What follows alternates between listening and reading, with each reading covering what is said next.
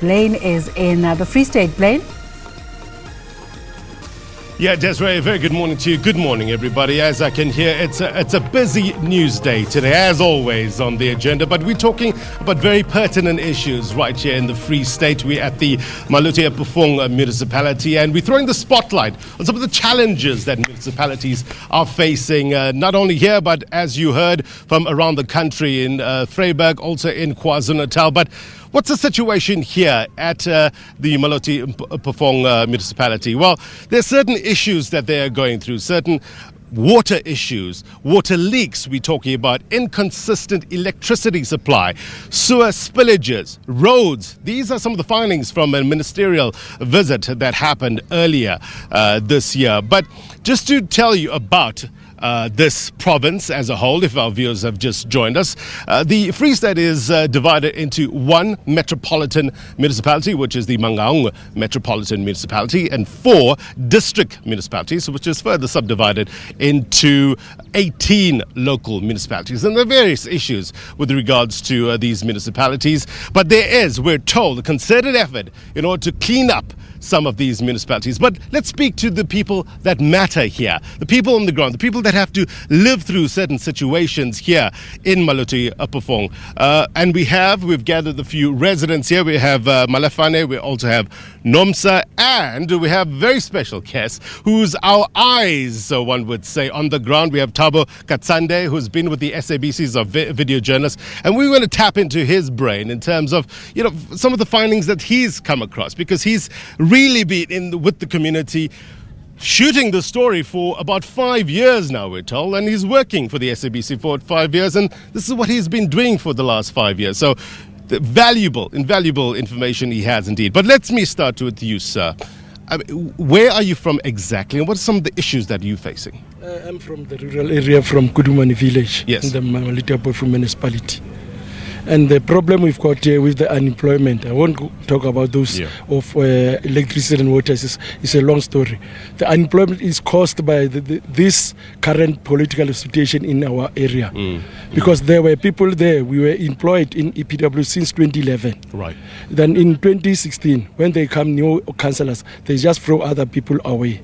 So then without any skills that was concerned, as EPWP is concerned, that people must have skills so that they can make a living. So if you get a person and they are not any even normal, they are only learning any so less that they can they don't have only to put bread on the paper. But even now we've got a case that is running 3 years now with Labour Court. We only received the first award from the UIF done by the Labour Department. Are you currently unemployed? I'm currently unemployed with other people, more than 1,708.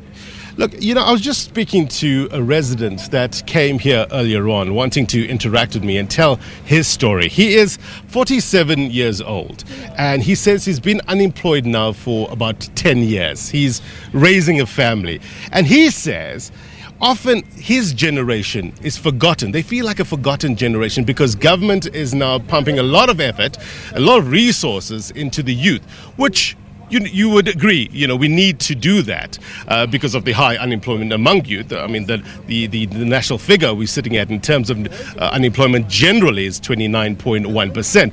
Do you feel as a forgotten generation? We are a forgotten generation. We are only that person, people that if only you must be favored for some politician. If you don't favor some politics, then you are forgotten. The only youth, but also the recruitment of employment are done overnight. You just see people working there. Yeah. And the youth, mostly they are youth who don't know, but they must be, if you don't support that, somebody, maybe secretary from certain political, you are out. So that is the story. We are forgotten.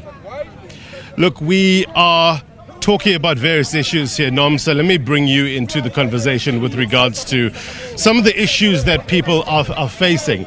And we're talking about these beautiful mountains that we've seen, but below the mountains, we have real issues that are taking place here. What are some of the issues that you're facing? We are facing lots of issues, like lack of service delivery. Maluti Apofong doesn't have service delivery. You see the roads, we have a lot of potholes on the roads. Well, let me just bring you into the picture. We have a lot of irate members here from the community, I assume, that have come in here, and I'm not sure what are the issues. So what is the issue?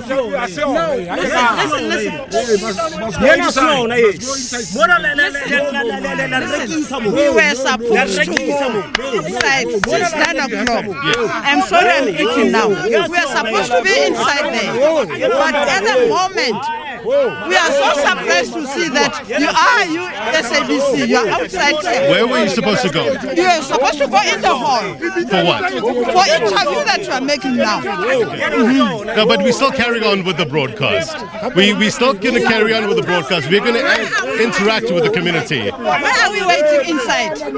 Okay. Why are we waiting inside? Ma'am, the whole point of being in this community is to speak to residents like yourself, to you. We're going to come to you.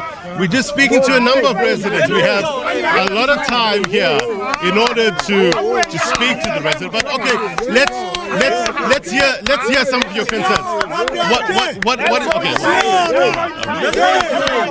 some of your concerns? No, let's go inside.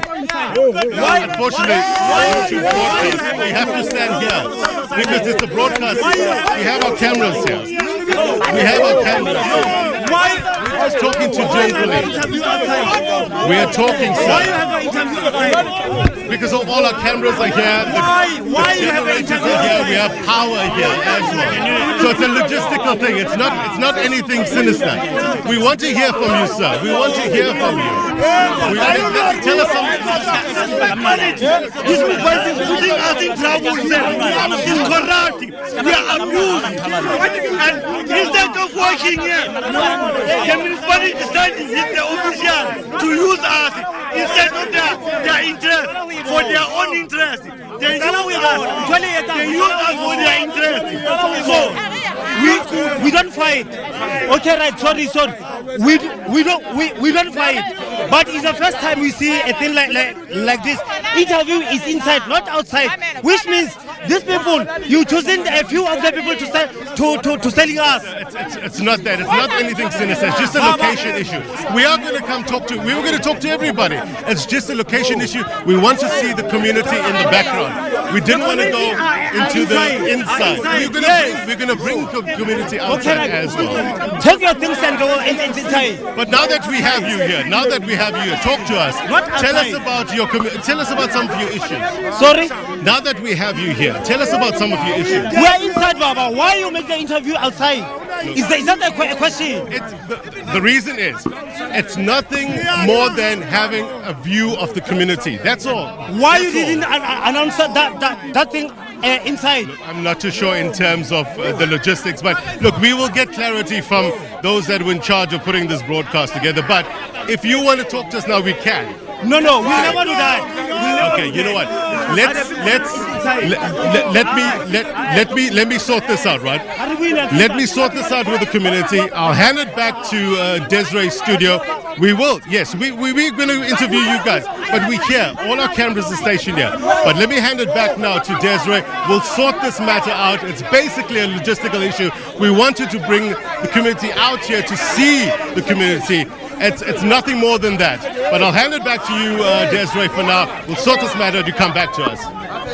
Thanks, Blaine. We will make an attempt to go back to that conversation when all the stakeholders have managed to have some sort of conversation about how to proceed, because as it is right now, it's a bit chaotic.